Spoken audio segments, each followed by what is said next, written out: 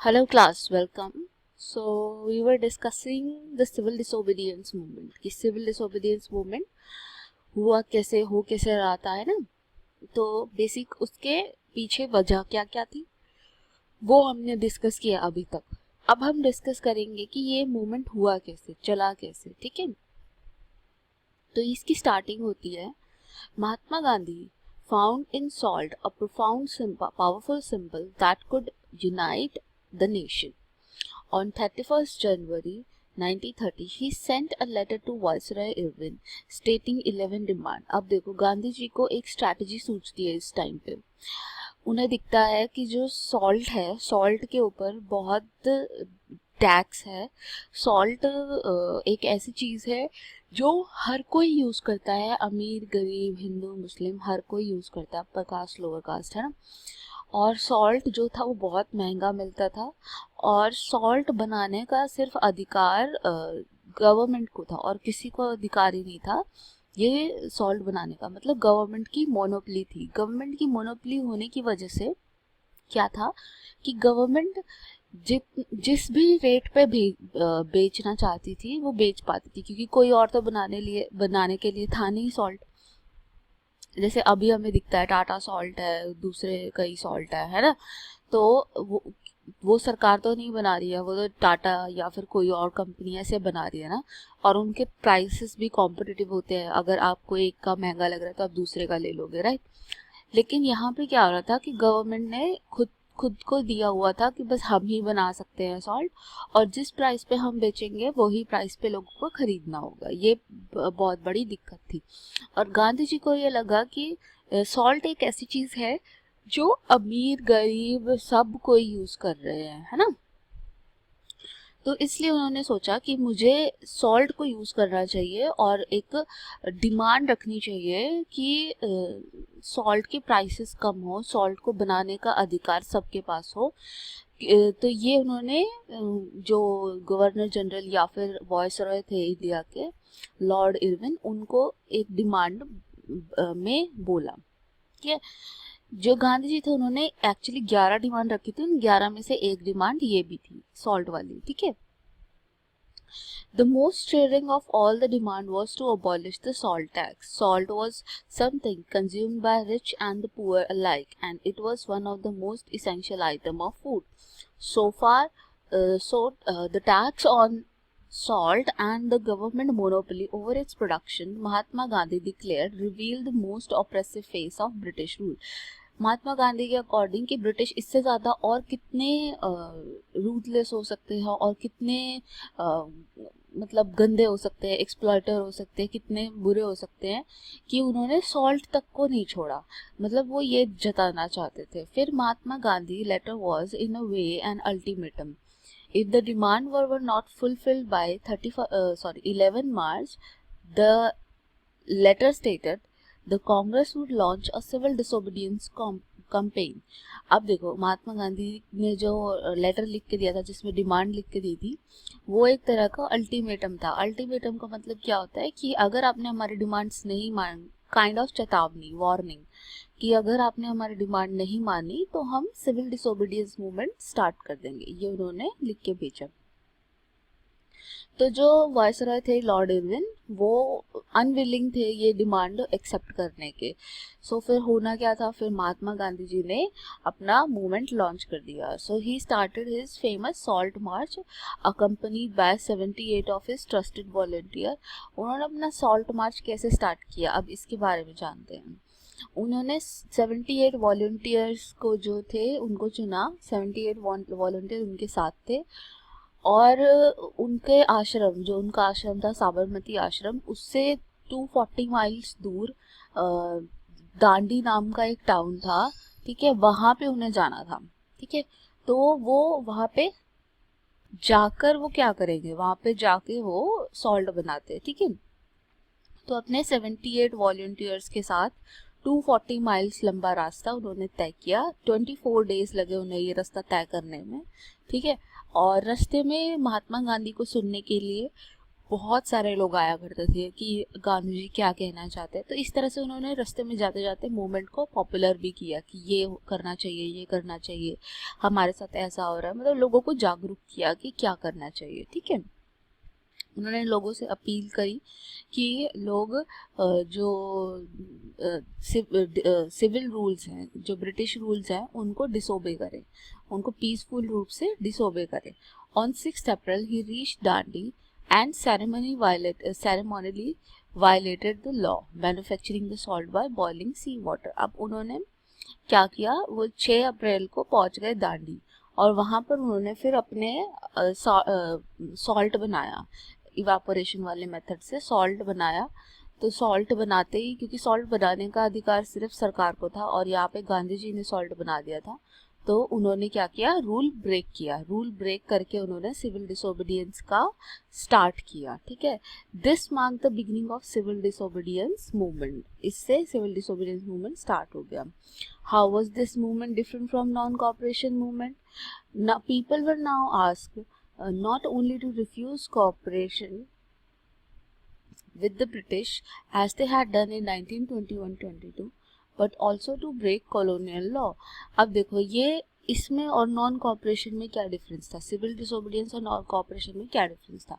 जो non cooperation movement था उसमें तो सिर्फ ये बोला गया था कि आप लोग ब्रिटिश रूल्स को, ब्रिटिश के साथ कॉपरेट ना करें, उनके जो इंस्टीट्यूशंस हैं वहाँ मत जाए, जो उनके रूल्स हैं उनके अकॉर्डिंग काम ना करें। ठीक है, लेकिन सिविल डिसोबीडियंस में आके क्या बोला गया कि आप कॉपरेट तो करें, कॉपरेट तो बिल्कुल भी ना करें, कॉपरेट तो करें ही ना उनके साथ, अंग्रेज़ों के साथ, और साथ साथ क्या करें, साथ में ही रूल्स भी ब्रेक करें।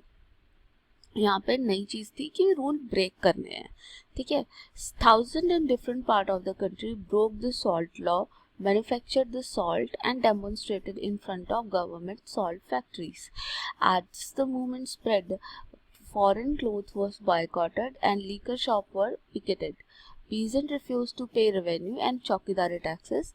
Village officials resigned, and in many places, forest people violated forest law, going into reserve forest and collect the food and wood and graze cattle। अब देखो यहाँ पे क्या होता है कि जब उन्होंने बोल ही दिया है कि ठीक है अब डिसोबे करना है, रूल्स को ब्रेक करना है, तो सब लोगों ने अपने अपने तरीके से रूल ब्रेक करने स्टार्ट करे। जैसे कि फॉरेन क्लोथ वगैरह के लिए हो गया ब्रेक करना, लिकर शॉप पिकेट करना, ये तो हो ही रहा था। ठीक है, दूसरा जो पीजेंट्स थे उन्होंने रिफ्यूज़ कर दिया कि हम कोई टैक्स पे करेंगे, उन्होंने चौकीदारी टैक्स होता है वो भी देने से मना कर दिया, और जो विलेज ऑफिशियल थे उन्होंने तो रिज़ाइन तो कर ही दिया, और साथ में जो ट्राइबल पीपल थे उन्होंने क्या किया, जैसे उनको फॉरेस्ट में जाना मना था, उनको अलाउड नहीं था फॉरेस्ट में जाना क्योंकि फॉरेस्ट गवर्नमेंट प्रॉपर्टी डिक्लेयर हो चुके थे, तो उन्होंने रूल ब्रेक करने के लिए क्या किया, फॉरेस्ट में घुस गए, जो रिजर्व फॉरेस्ट थे वहाँ पे घुस गए और वहाँ से वुड और जो भी चीज़ें उन्हें चाहिए होती थी वो सारी चीज़ें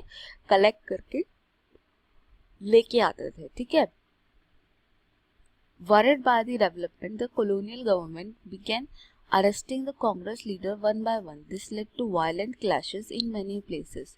When Abdul Ghaffar Khan, a devout disciple of Mahatma Gandhi, was arrested in 1930, angry crowd demonstrated in the street of Peshawar, facing armored cars and police firing.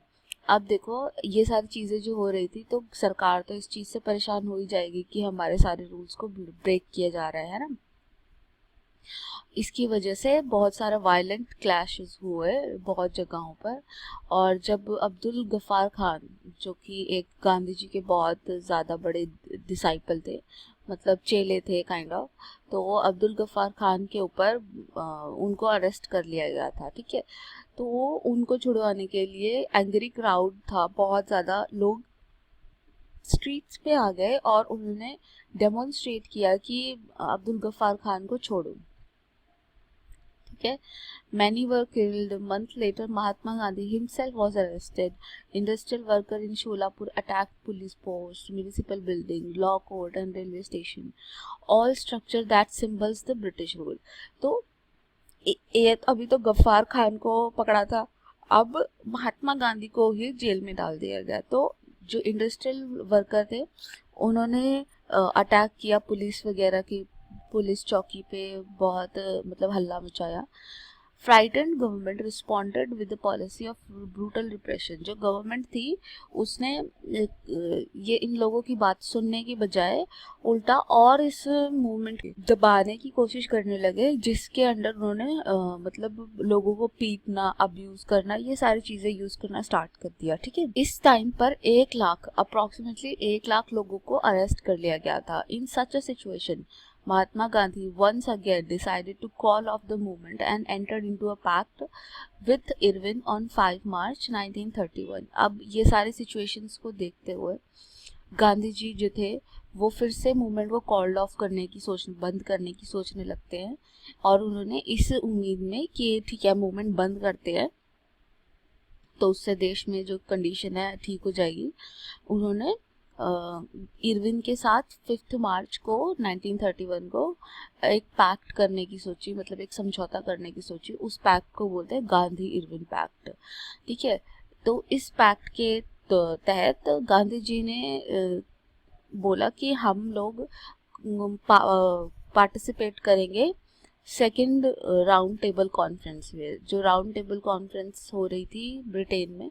अच्छा, ये राउंड टेबल कॉन्फ्रेंस का क्या सीन था? ये था कि जो Simon commission आया था, ठीक है, साइमन कमीशन को बताना था कि कौन से रूल्स रेगुलेशन अच्छे हैं नहीं हैं, कौन से चेंज होना चाहिए नहीं होना चाहिए। तो साइमन कमीशन ने बोला था कि इन सब चीज़ों को डिस्कस करने के लिए राउंड टेबल कॉन्फ्रेंस होनी चाहिए। ठीक है, वो राउंड टेबल कॉन्फ्रेंस कहाँ होती? वो होती ब्रिटेन में। ठीक, तो जब फर्स्ट राउंड टेबल कॉन्फ्रेंस हुई तो उस टाइम तो सिविल डिसोबीडियंस मूवमेंट चल रहा था, तो कांग्रेस ने पार्टिसिपेट ही नहीं किया।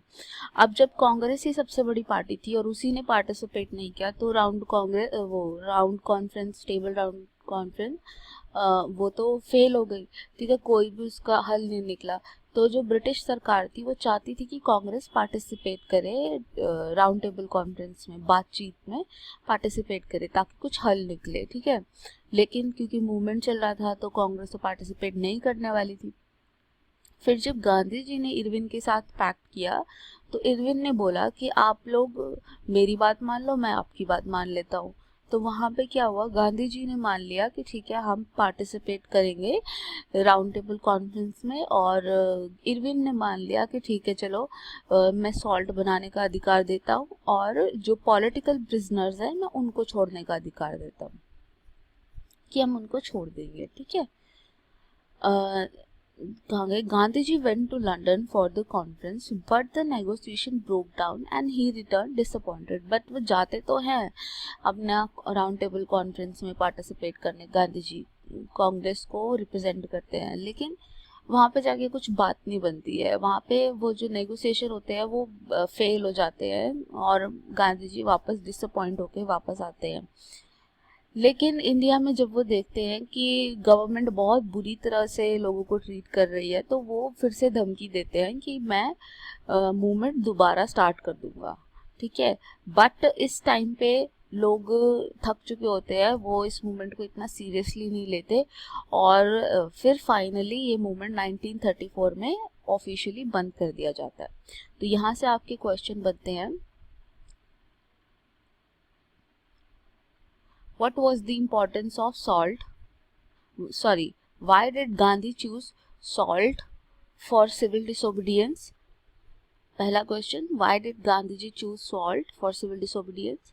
Second, write a short note on Dandi March. ठीक है, ये आप लिखेंगे। नेक्स्ट क्वेश्चन लिखेंगे, what was Gandhi Irwin Pact? What was Gandhi Irwin Pact? Okay, ये क्वेश्चंस आपके कंप्लीट होने चाहिए और ये काफ़ी इंपॉर्टेंट क्वेश्चंस हैं। Thank you so much.